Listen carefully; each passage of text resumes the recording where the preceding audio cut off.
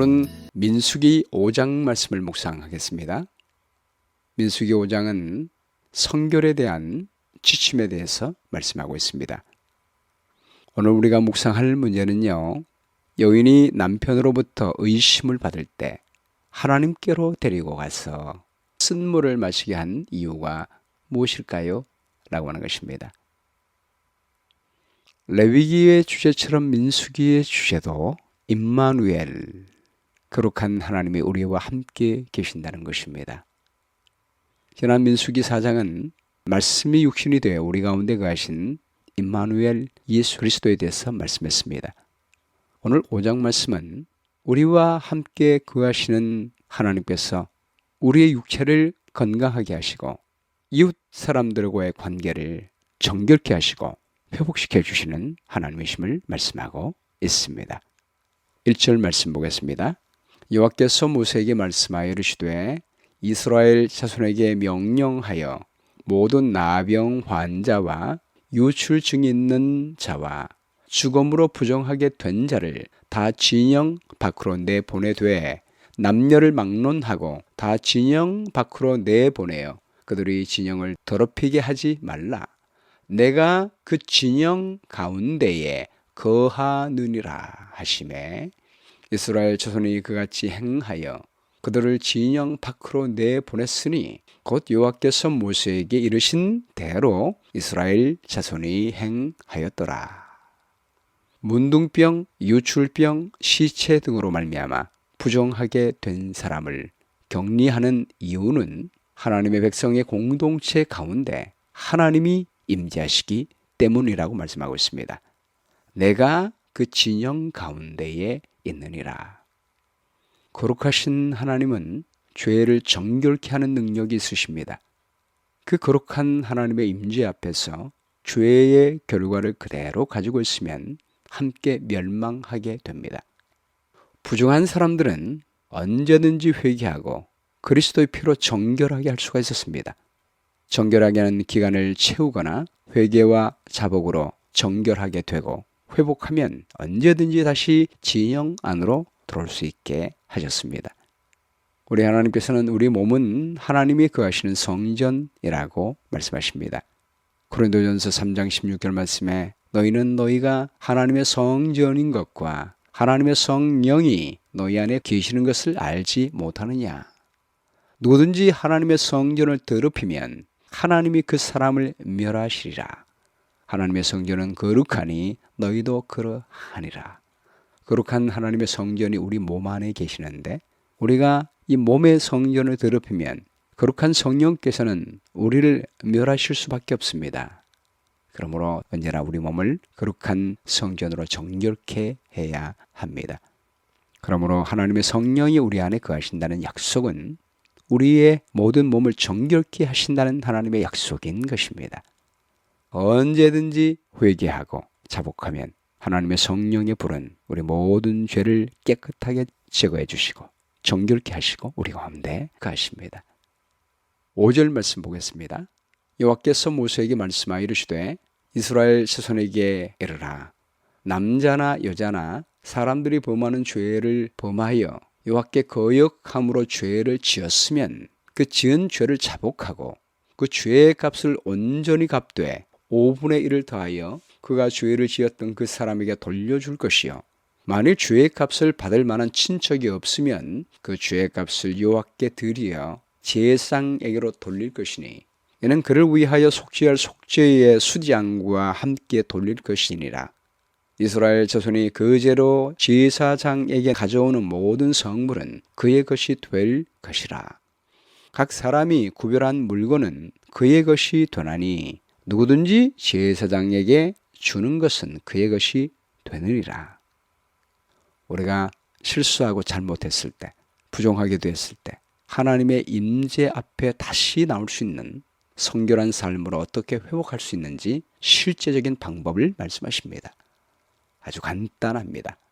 그 지은 죄를 자복하고 그 죄값을 온전히 갚되 5분의 1을 더하여 죄를 지었던 사람에게 돌려주는 것입니다. 스스로 자복하고 주님 앞에 나오면 모든 불의에서 깨끗하게 해주시고 용서해 주시겠다고 약속하십니다. 요한일서 1장 9절 말씀에도 그 약속이 반복되었죠.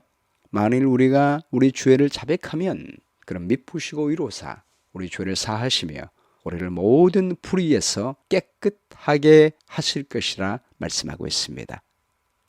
예수님은 이미 2000년 전에 십자가 위에서 우리 모든 죄의 값을 갚아주셨습니다.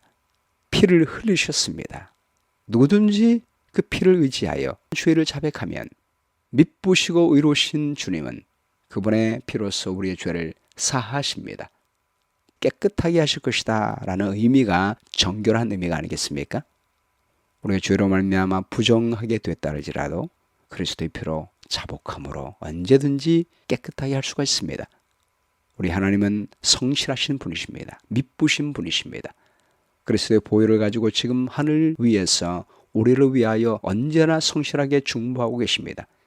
우리만 주님께 나가면 자복만 하면 우리의 죄는 그분의 피로써 깨끗하게 해 주시는 것입니다.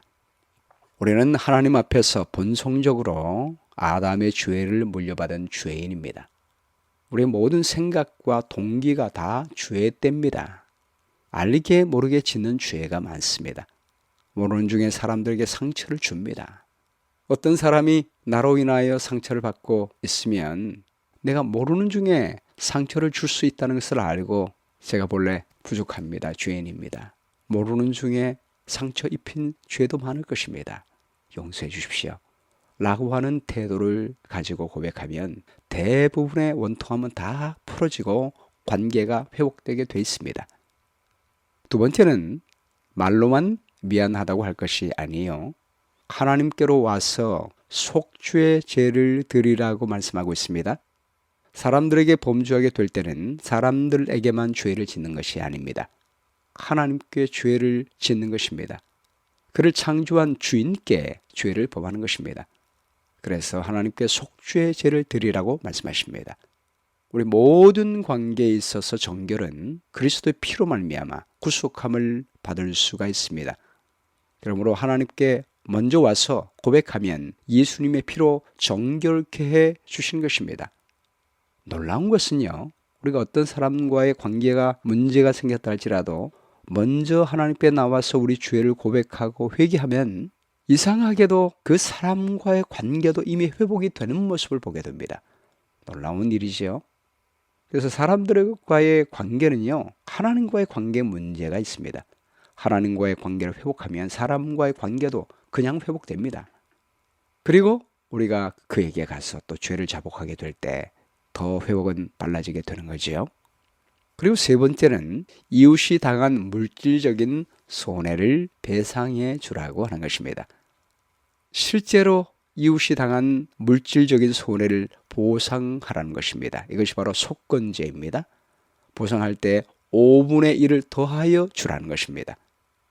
이렇게 할 때 물질만 보상해 주는 것이 아니에요. 상한 마음까지 보상을 해 줄 수가 있습니다. 5분의 1을 더하여 줄 때 피해 의식 속에 손해당한 느낌마저 보상이 되어지게 됩니다. 우리 하나님께서는 관계를 회복시키실 때 물건뿐만이 아니에요. 마음까지 회복시켜 주시는 세심하신 사랑을 볼 수가 있습니다. 그래서 마태복음 5장 23절 말씀에 하나님께 예물을 가지고 와서 기도하다가 내게 원망 들을 만한 사람이 생각나면 예물을 두고 그 사람에게 가서 용서하고 빌고 화목한 후에 하나님께 나아오라고 말씀했습니다. 죄의 문제가 교인들 간의 관계 속에 그대로 있는데 그것을 가만 놔두게 되면 때를 놓치면 회복 불가능한 중환이 됩니다. 즉각 빨리빨리 회복하게 될 때 우리 공동체는 건강한 공동체가 되는 것입니다. 말세의 징조 중에 하나가 원통함을 풀지 않는 것이라고 말씀했습니다. 야고보 5장 16절 말씀에 보면 우리가 서로 죄를 구하고 서로의 죄를 고백할 때 원통함이 풀려지게 되고 하나님께서 모든 관계를 깨끗하게 해주시겠다고 말씀하고 있습니다. 본문 11절 말씀에 들어옵니다. 민수기 5장 11절로부터 31절까지는 부부 관계를 어떻게 회복하는지에 대해서 말씀하고 있습니다. 여호와께서 모세에게 말씀하여 이르시되 이스라엘 자손에게 말하여 그들에게 이르라. 만일 어떤 사람의 아내가 탈선하여 남편에게 신의를 저버렸고 한 남자가 그 여자와 동침하였으나 그의 남편의 눈에 숨겨 드러나지 아니하였고 그 여자의 더러워진 일에 증인도 없고 그가 잡히지도 아니하였어도 그 남편이 의심이 생겨 그 아내를 의심하였는데 그의 아내가 더럽혀졌거나 또는 그 남편이 의심이 생겨 그 아내를 의심하였으나 그 아내가 더럽혀지지 아니하였든지 그의 아내를 데리고 제사장에게로 가서 그를 위하여 보리가루 10분의 1 에바를 헌물로 드리되 그것에 기름도 붓지 말고 유향도 두지 말라. 이는 의심의 소재요 죄악을 기억나게 하는 기억의 소재라. 이 사회의 기초는 가정이고 가정의 기초는 남편과 아내가 서로 신뢰하는 것입니다. 믿음이 무너지면 가정이 무너지게 되고 가정이 무너지면 사회가 무너집니다. 그러므로 부부간에 서로 의심하는 일이 발생되게 됐을 때 그것을 그냥 두지 말고 빨리 해결하라고 말씀하십니다. 우리 하나님은 부부가 신뢰를 회복하는 방법을 말씀하시는 것입니다. 16절 말씀에요. 제사장은 그 여인을 가까이 오게 하여 여호와 앞에 세우고 토기에 거룩한 물을 담고 성막 바닥에 티끌을 취하여 물에 넣고 여인을 여호와 앞에 세우고 그의 머리를 풀게 하고 기억나게 하는 소재물 곧 의심의 소재물을 그의 두 손에 두고 제사장은 저주가 되게 할 쓴물을 자기 손에 들고 여인에게 맹세하게 하여 그에게 이르기를 네가 네 남편을 두고 탈선하여 다른 남자와 동침하여 더럽힌 일이 없으면 저주가 되게 하는 이 쓴물의 해독을 면하리라.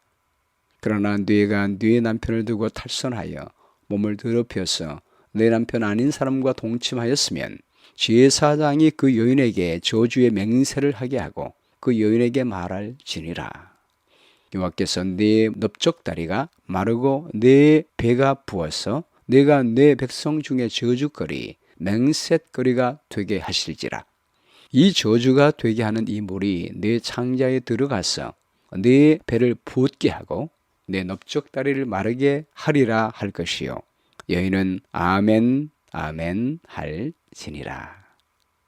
제사장은 실제로 여인이 그 쓴물을 먹게 합니다. 여인의 순결 여부가 하나님 앞에서 드러나게 하는 것입니다. 우리 하나님은 가정의 진정한 평화를 원하시고 부부 간의 신뢰가 무너지게 될 때 그 신뢰를 회복하기를 원하십니다. 중요한 것은 하나님 앞에 오게 하는 것입니다. 여호와 앞에 세우고 이 말이 두 번 반복되었죠. 16절에도 18절에도.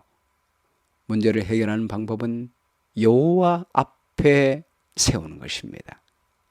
이 규례는 하나님 앞에 와서 자세한 재판 과정을 거치는 것은 의심에 대한 진실을 밝히는 목적도 있지만 인간의 상호 간의 신뢰를 회복하는 목적이 있습니다.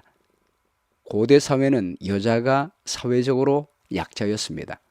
레위기 20장 10절과 신명기 22장 22절은 간음에 대한 혐의를 받는 자는 돌에 맞아 죽게 됐습니다. 이것은 남자나 여자나 마찬가지입니다. 하나님께서는 공평하게 법을 주셨습니다. 그러나 고대 사회는 여자가 사회적 약자였기 때문에 여자에게 더 불리하게 적용하는 경우가 많았습니다. 그래서 우리 하나님은 여자들이 무고하게 죽도록 내버려두지 않는 그러한 법을 만든 것입니다. 남편의 주도로 여자를 의심할 수가 있었습니다. 그러나 하나님께서는 의심받는 여자가 함부로 남편의 손에서 불공평하게 취급받지 않도록 정상적인 절차를 거치도록 하신 것입니다. 여인들의 명예를 회복하고 보호하기 위하여 이런 제도적 장치를 마련하신 것입니다. 절대로 혼자서 일을 해결하지 말고 하나님 앞에 나오라고 하는 것입니다. 이 일을 통하여 하나님은 두 가지 죄악을 회복시키는 모습을 볼 수가 있습니다. 첫 번째는 간음죄입니다. 간음죄는 가정의 질서를 파괴합니다. 그러므로 이러한 과정은 우리 하나님께서는 모든 것을 아시고 부부간의 성관계를 철저하게 지키시고 보호하시는 분이라는 사실을 기억나게 해 줍니다. 두 번째는 불신을 제거하는 것입니다. 사람과 사람 사이의 신뢰는 두 사람을 연결시켜주는 중요한 것입니다. 만약 부부 사이가 의심하게 된다면 가정은 파국으로 가게 될 것입니다. 이런 폐단을 없애기 위해서 의심을 키워가는 것이 아니라 의심을 깨끗하게 제거하는 방법을 주신 것입니다. 중요한 해결 방법은 하나님 앞에 나오라는 것입니다. 세상의 재판 법정 앞으로 가서 이혼 수속을 받는 것이 아니요, 하나님 앞에 나오라는 것입니다. 간음의 혐의를 받는 여인의 순결의 여부를 최종적으로 판결하실 분은 오직 하나님 한 분이시라고 말씀하십니다. 하나님만이 우리의 심판자가 되십니다. 그러므로 하나님 앞에 직접 문제를 내어놓고 하나님의 판단과 정결함을 받으라고 하는 것입니다. 하나님께 모든 것을 맡기고 심판을 맡길 때 사람의 심중을 보시는 하나님이 처리하게 될 것입니다. 그러므로 어떤 문제가 생겼을 때 부부가 하나님 앞에 나가서 서는 것이 중요합니다. 정직하게 하나님 앞에 서게 될 때 하나님께서 그 신뢰를 해결해 주신 것입니다. 23절 말씀에요. 제사장이 저주의 말을 두루마리에 써서 그 글자를 그 쓴 물에 빨아넣고 여인에게 그 저주가 되게 하는 그 쓴물을 마시게 할지니 그 저주가 되게 하는 물이 그의 속에 들어가서 쓰리라. 제사장이 먼저 그 여인의 손에서 의심의 소재물을 취하여 그 소재물을 여호와 앞에 흔들고 제단으로 가지고 가서 제사장은 그 소재물 중에서 한 움큼을 취하여 그 여자에게 기억나게 하는 소재물로 제단 위에 불사르고 그 후에 여인에게 그 물을 마시게 할지니라. 그 물을 마시게 한 후에 만일 여인이 몸을 더럽혀서 그 남편에게 범죄하였으면 그 저주가 되게 하는 물이 그의 속에 들어가서 쓰게 되어 그의 배가 부으며 그의 넓적 다리가 마르리니 그 여인이 그 백성 중에서 저주거리가 될 것이니라. 그러나 여인이 더럽힌 일이 없고 정결하면 해를 받지 않고 임신하리라. 이는 의심의 법이니 아내가 그의 남편을 두고 탈선하여 더럽힌 때나 또는 그 남편의 의심이 생겨서 자기 아내를 의심할 때에 여인을 여호와 앞에 두고 제사장이 이 법대로 행할 것이라. 남편은 무죄할 것이요 여인은 죄가 있으면 당하리라. 먼저 소재물을 제단 위에 불사르게 합니다. 우리 예수님은 이미 우리의 죄를 위하여 먼저 십자가에서 정결하는 일을 해주셨습니다. 우리만 죄를 고백하고 그분 앞에 나가면 그분의 피로 우리 모든 죄를 사르고 우리를 깨끗하게 하십니다. 어떤 문제가 생겼을 때 남편과 아내가 정직하게 하나님 앞에 서기만 해도 그것이 서로를 신뢰하게 하는 일입니다. 우리가 우리의 삶을 성결하게 할 때 하나님이 우리와 함께 거하십니다. 여호수아가 말하기를 오늘 우리 모두를 성결하게 하자. 그러면 내일 하나님이 우리와 함께 하셔서 일하시게 될 것이다 말씀한 것처럼 우리의 삶에 죄가 있을지라도 주님 앞에 나가 주님 앞에 서서 자복하고 회개한다면 우리 하나님은 우리 모든 죄를 정결케 하시고 언제나 우리의 삶에 함께 하실 것입니다. 오늘 말씀 가운데 나타난 하나님의 성품은 무엇입니까? 우리 중에 거하시며 우리 모든 죄를 정결케 하시는 하나님이십니다. 용기를 주는 약속은 우리의 인간관계 속에 가정의 관계 속에 죄가 있다 할지라도 하나님 앞에 나가 죄를 자복하고 회개하면 그리스도의 피로 말미암아 모든 죄를 정결케 하시고 하나님이 우리 모든 관계 속에 함께 하십니다. 시체럴 내용은 어떤 죄악이 있으면 어떤 사람에게 가기보다 하나님 앞에 나가 죄를 자백하심으로 정결함을 받게 되기를 바랍니다. 우리의 몸의 모든 범한 죄도 정결함을 받고 우리 모든 인간 관계 속에 가정의 관계 속에 범한 죄가 있으면 하나님께 자복하고 서로에게 자복하고 용서하고 해결함을 받음으로 말미암아 하나님이 우리와 함께 거하시는 귀한 사랑을 경험하는 한 날이 되었으면 좋겠습니다. 기억절 말씀은 민수기 5장 16절입니다. 제사장은 그 여인을 가까이 오게 하여 여호와 앞에 세우고 기도하겠습니다. 아버지 하나님, 이미 예수님께서 우리의 죄를 위하여 십자가에서 죽으심으로 말미암아 모든 죄값을 다 갚아주셨사오니 감사합니다. 주님의 보혈로 말미암아 우리가 하나님의 임재 앞에 설 수 있도록 도와주시고, 성령이 우리 안에 거하시고 예수님이 우리 안에 거하시며 아버지 하나님이 우리와 함께 계시오니 참으로 감사합니다. 우리가 하나님이 임재하지 못하게 할 만한 어떤 죄가 있을지라도 언제든지 요 앞에 나와 자복하고 회개하면 모든 죄를 정결케 해주신다는 놀라운 약속을 주셨사오니 감사합니다.